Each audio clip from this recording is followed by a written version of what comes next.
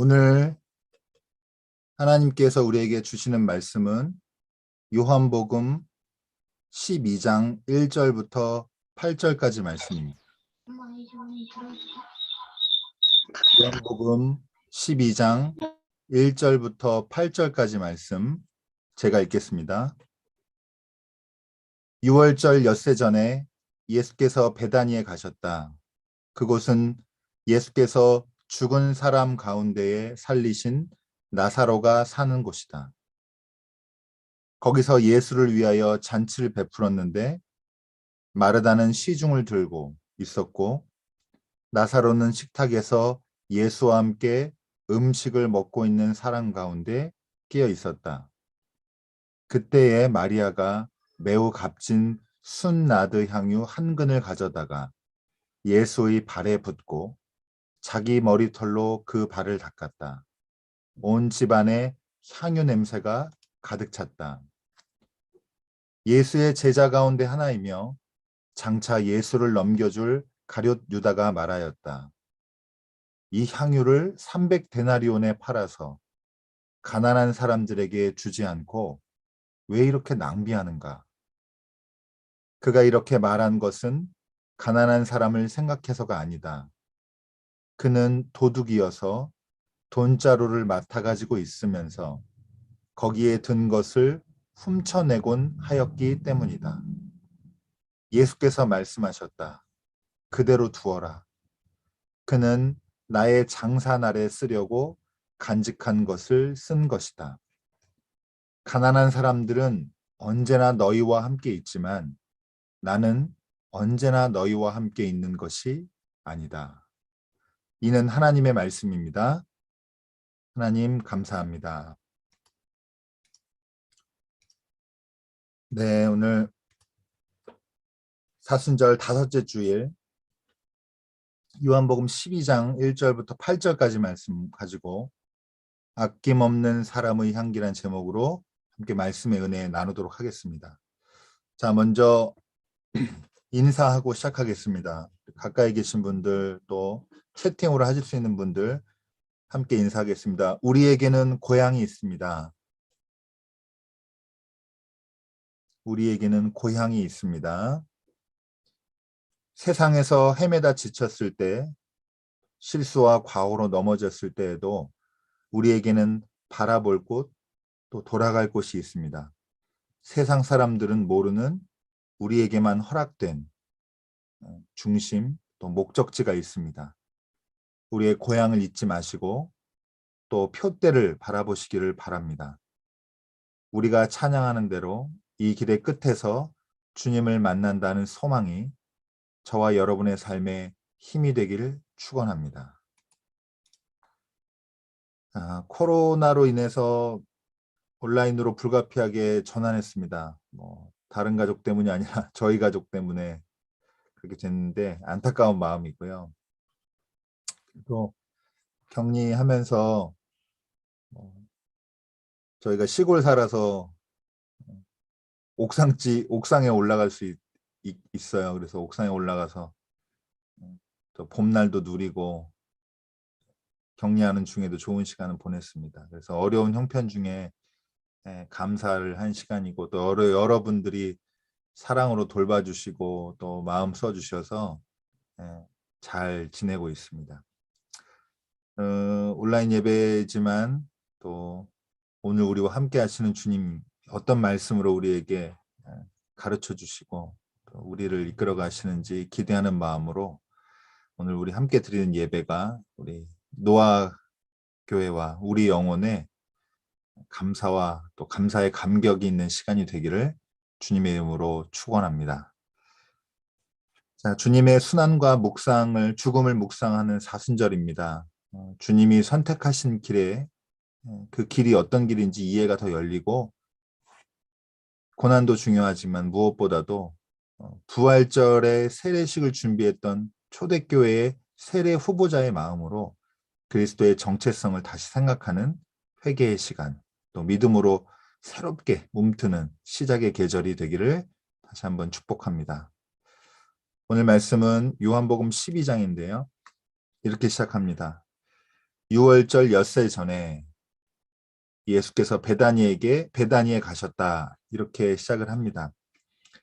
오늘 본문은 이제 사순절의 여정이 예수님의 순환과 죽음에 이제 가까웠다라는 사실을 느끼게 합니다. 실제로도 사순절이 다음 주 종려주일이고 그 다음 주에는 이제 부활주일 이렇게 되니까 한두 주 사이에 예수님의 죽음을 직면해야 되는 신앙으로서 다시 한번 시기가 찾아오는데요.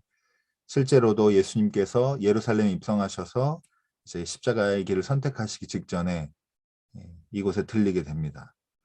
오늘 배경이 되는 시작이 되는 유월절 엿새전 이렇게 표현이 되어 있는데 요한복음에 세 번의 유월절이 나옵니다.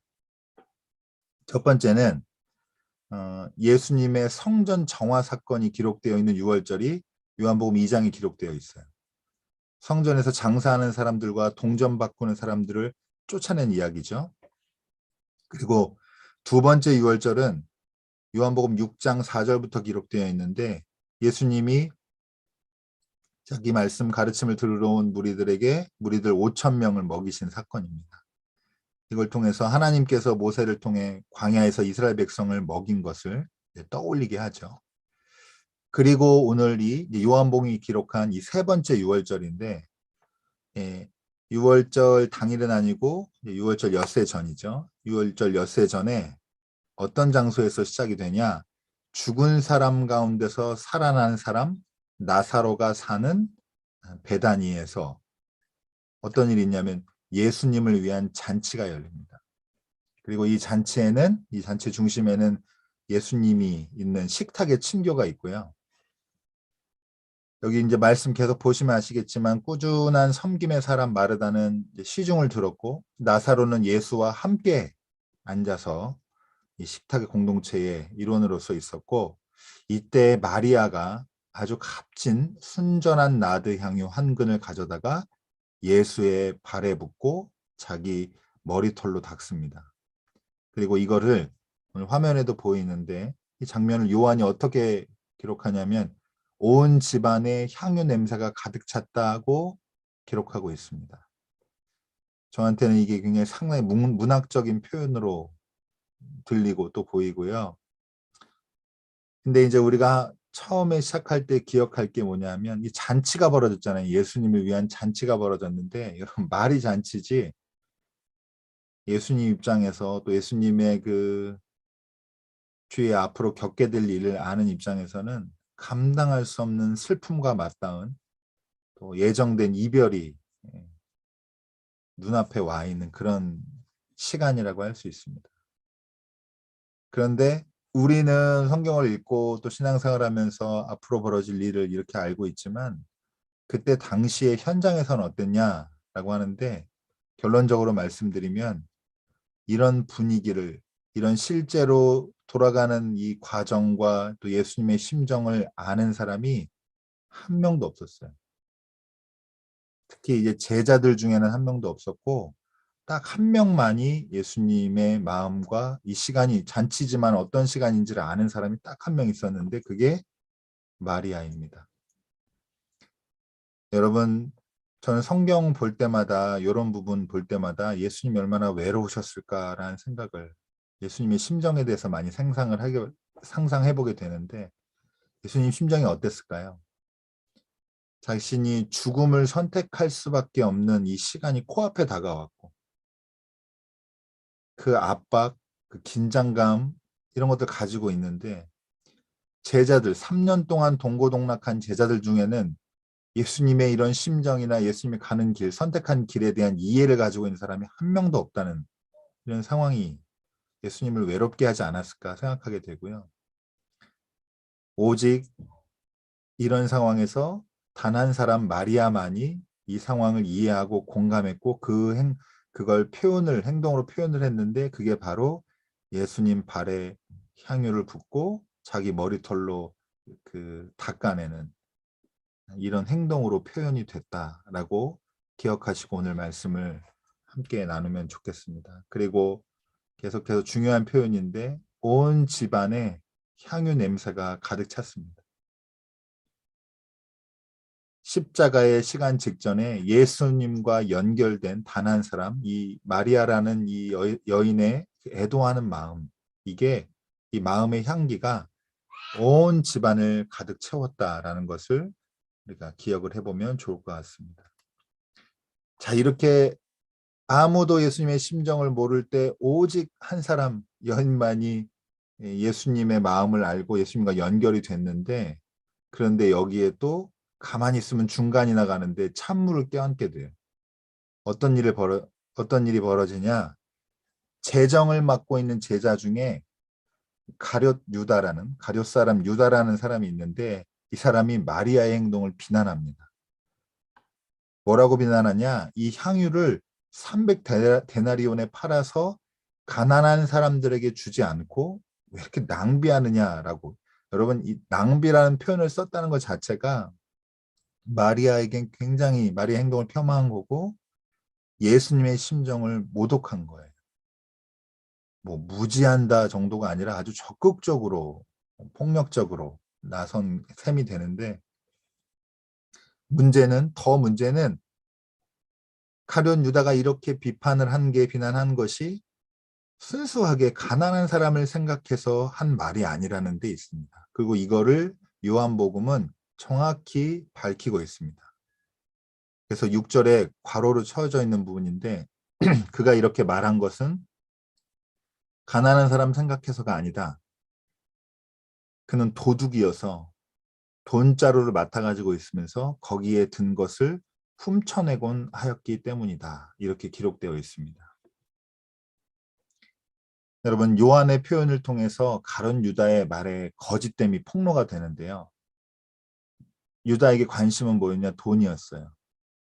스승 예수도 아니고 예수님이 선택하고 걸어간 길도 아니고 마리아의 행동에 대한 존중도 아니고 마리아도 아니고 자기의 말의 내용인 가난한 사람도 아니고 오직 돈, 자기 욕망이었습니다.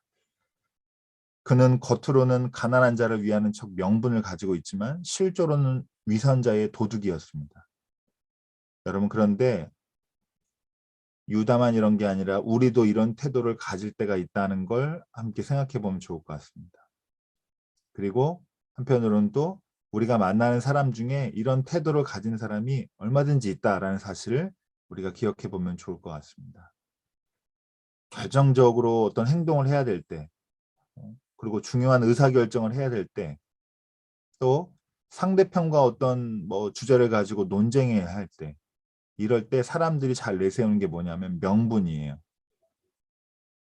하지만 여러분, 명분 이면에 있는 그 사람이 실제로 얻게 될 이익이 중요하고 겉으로 드러나는 명분은 그냥 정말로 명분일 때가 많이 있습니다. 명분이란 말이 중의적으로 쓰이는데, 여러분, 그래서 명분을 점유한 선점한 집단, 또 유독 명분에 집착하는 사람, 이런 사람들, 이런 집단, 그런데 이런 메시지에 속지 마시길 바랍니다. 명분에 속지 말아야 돼요. 우리는 뭘 봐야 되냐면 그 사람들이 그런 명분을 통해서 결국 얻게 되는 게 뭐고, 그걸 달리 말하면 그 사람들이 그 명분을 얻지 못하면 잃게 되는 게 뭔가, 이런 거를 볼 수 있는 통찰력이 필요합니다. 가룟 유다가 도둑인 이유는 남의 것을 자신의 이익을 위한 수단으로 여겼기 때문입니다. 그전에도 물론 도둑질을 했지만 남의 것에 관심을 두지 마십시오. 이런 설교 준비하면서 저도 식탐이 많은 게 되게 갑자기 떠올라서 작지만 좀 반성을 했는데, 제가 식성이 좋으니까 특히 이제 막 어렸을 때는 먹다가 저 옆에 사람이 남기나 안 남기나 괜히 관심 있게 봐요.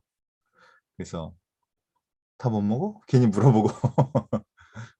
근데 여러분, 제가 아주 작은 것부터 얘기하지만 여기 아이들도 함께 예배드리기 때문에 그런 것부터 자꾸 끊어내는 연습하는 걸 해볼 필요가 있습니다. 남의 거에 관심 갖지만 그게 내 거가 될 수 있다라는 상상 자체를, 그런 기대 자체를 품지 않는 연습들을 해나가면 좋을 것 같습니다.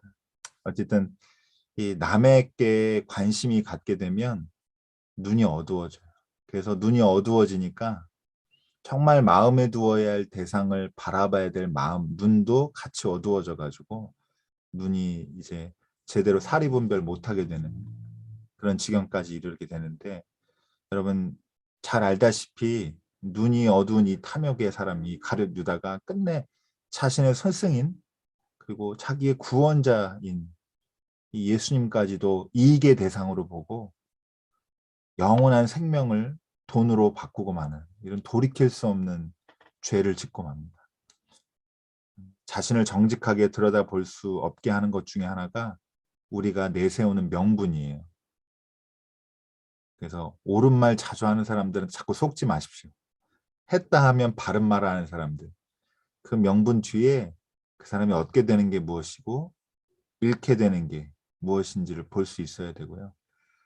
자신을 자꾸 이렇게 속이다 보면 명분을 내세워서 나중에는 자기 자신도 속이게 돼요. 이걸 주의해야 합니다. 자꾸 내가 내세우는 어떤 것을 나로 오해하면은 나중에는 자기가 정말 그런 것처럼 착각하게 되는, 자기는 원래 이익이 실익이 있었는데 이 명분 때문에 자기까지 속아 넘어가는, 나중에 그때 되면 정말 대화하기도 어렵습니다. 자기를 정직하게 보기도 어렵고. 여러분, 제자들이 3년을 동고동락했는데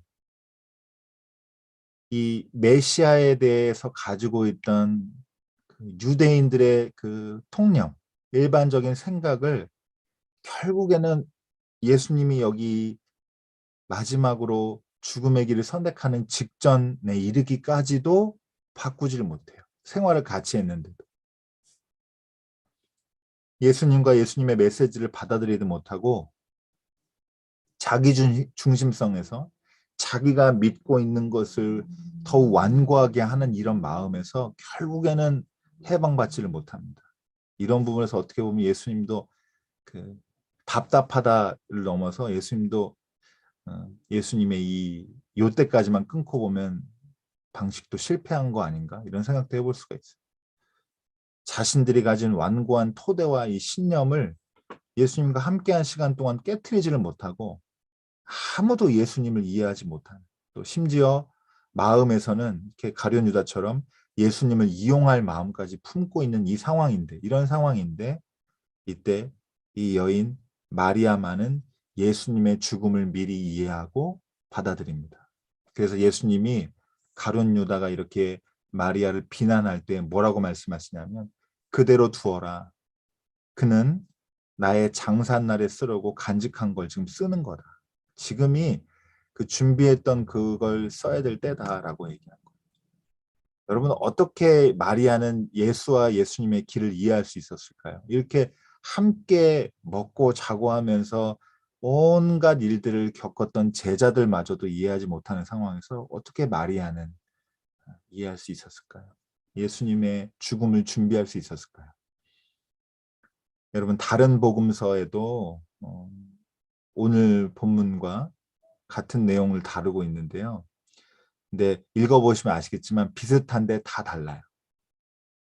어, 어떻게 보면 어떻게 이렇게 같은 이야기 같은데 이렇게 많이 다를까 싶을 정도로, 우선은 뭐 어떤 복음서에는 베다니가 아니고 시몬의 집이라고 하고, 또 여기선 마리아가 발에 발을 향유를 붓잖아요. 또 머리에 붓는다고 하고, 가룟 유다가 비난하는데 제자가 아니라 어떤 사람이 비난했다고 하고, 또 다른 복음서에는 여러분 그걸로 기억하시는 분도 많을 텐데 이 마리아를 예수님이 칭찬하셔서 후세에도 기억할 거다 이 여인을, 이런 얘기도 있는데 등등등 해서 하여튼 다 달라요. 그러나 중요한 건 우리가 딱 보면 아 이거 같은 얘기 하는 거구나 라고는 알 수 있는데, 그 중에서도 오늘 요한이 이 그 마리아의 향유 붓는 이 행동을 다루고 있는, 기록하고 있는 그 의도, 또 하나님이 이 요한의 기록을 통해서 우리에게 주시는 메시지가 뭔가를 잘 이해하셔야 되는데 답이 이겁니다. 마리아는 예수를 두고 계산하지 않았고 사랑했습니다. 이게 교과서 같은 답이에요. 마리아는 예수님께 계산하지 않는 사랑의 마음을 가지고 있는 사람이었다라고. 그래서 아무도 예수님을 모를 때 예수님을 알고 예수님의 죽음을 준비할 수 있었던 겁니다. 오늘 본문은 그러니까 이런 관점에서 보면 계산하지 않는 사랑의 사람 마리아와 계산하는 이해타산적인 태도로 가지고 있는 이 가룟 유다를 극명하게 대비시킨 이야기. 이렇게 다르다라고 하는 걸 이야기를 통해서 보여준 겁니다. 여러분 한 가지만 기억해 볼게요. 제가 오늘 본문이 요한복음에서 유월절을 다루는 세 번째 본문이라고 했는데 두 번째 유월절에 5천 명을 먹인 일이 있다고 말씀드렸죠. 여러분 끼니를 굶은 5천 명을 보시고 예수님은 어떤 마음 가지셨냐면 얘네들 좀 이 사람들을 먹여야겠구나. 배가 고프겠구나. 먹여야겠구나. 이렇게 생각하고 빌립이라는 제자한테 물어봐요. 그랬더니 빌립이 어떻게 하냐? 계산해요. 하고 계산해 보더니 200데나리온 어치에 떡이 부족하다고 예수님에게 얘기합니다. 제자들이 계속 마음속에 그러니까 계산한다는 말이 무슨 말이냐면 자기중심적이고 자기 꿍꿍이가 있고 자기 셈법이 있고 자기 가치관이 있고 자기의 믿음이 있는 사람들. 이걸 예수님과 만났을 때 이걸 버려야 되는데 이걸 못 버리는 거예요. 계속 이런 걸 보여주고 있어요. 여러분 결국에 5천 명 먹이실 때 어떻게 됐습니까? 떡이 부족하다고. 이 200데나리온 분량의 떡이 부족하다고 그랬는데 결국 다 사람들이 다 뭐 배불리 먹고 나서 남은 조각만 12바구니 가득 찼다고 성경에 기록하고 있어요. 여러분 생각해 보세요. 가나의 혼인잔치에서도 물 포도주로 바꾸셨을 때 포도주 딱 알맞게 바꾸신 게 아니라 넘치게 바꿨단 말이에요. 그리고 밤새도록 빈 그물이었던 시몬 베드로를 예수님 찾아오셨을 때 깊은 데로 가서 그물을 던지자 했을 때 어떻게 해요? 얼마나 잡았어요, 고기를? 그물이 찢어질 정도로 고기를 잡습니다. 여러분, 주님 계신 곳에서 주님은 늘 넉넉하셨어요. 이게 무슨 말이에요? 오늘 관점으로 얘기하면 주님은 늘 사랑하셨기 때문에 계산하지 않았어요. 너 얼마 필요해? 그것만 딱 계산해서 주고 잘 갚아라. 이런 방식이 아니고 넉넉한 사랑을 계속 보여주시고 하나님과 함께 있으면 예수님과 함께 있으면 넉넉하다는 사실을 계속 성경에 기록하고 있는데 여러분 이걸 제자들은 끝내 이 넉넉한 사랑을 계산하는 셈법으로 바꿔가지고 예, 계산하는 자기의 그 신념이라는 함수에 넣고 바꾸는 바람에 늘 예수님의 의도가 왜곡되고 예수님을 결정적인 때 이해하지 못하는 이런 안타까운 모습을 보여주고 있고 이게 곧 저와 여러분의 오늘 모습이죠. 여러분 하나님께서 우리를 향한 사랑이 넉넉하다는 것을 믿으시기 바랍니다. 우리처럼 계산하지 않으신다는 걸. 하나님의 마음 좋은 분이다. 이거랑 차원이 다른 거예요. 다른 이야기입니다. 여러분 그러니까 계산하지 마십시오. 앞으로. 라고 얘기하면 이제 요새 하도 MBTI가 유행이니까 제 MBTI를 물어볼 것 같고 제가 조금 더 구체적으로 상황을 설명하면 여러분 사랑이 필요한 순간에 상황에 계산하지 마십시오. 예수님이 뭐라고 그러셨냐 하면 가난한 사람은 늘 너희와 함께 있지만 나는 안 그렇다라고 얘기하십니다. 이게 무슨 말이냐면 이게 원래는 신명기 15장 11절 말씀을 인용하신 거예요. 가난한 사람이 없어지지는 않을 거다 이런 말씀이 있거든요. 여러분 짧게 설명하면 그러니까 일반적으로 가난한 사람들을 위한 행동을 해야 돼요. 맞아요. 근데 지금 예수님에게는 또 너희들에게도 마찬가지 너와 나의 관계에서도 지금은 일반적인 시간이 아니라 특별한 때라고 말하고 계신 거예요. 가난한 사람들은 일반적으로 늘 있지 않냐? 보통 너랑 같이 있지 않냐? 근데 오늘은 그 일반적이고 보통의 시간이 아니고 특별한 순간, 특별한 상황이야. 라고 얘기하신 거예요. 사랑이 필요한 특별한 순간입니다. 예수님에게도 사랑이 얼마나 필요했겠어요. 절실했겠어요. 예수님을 이해하는 그 한 사람이 얼마나 필요했겠어요.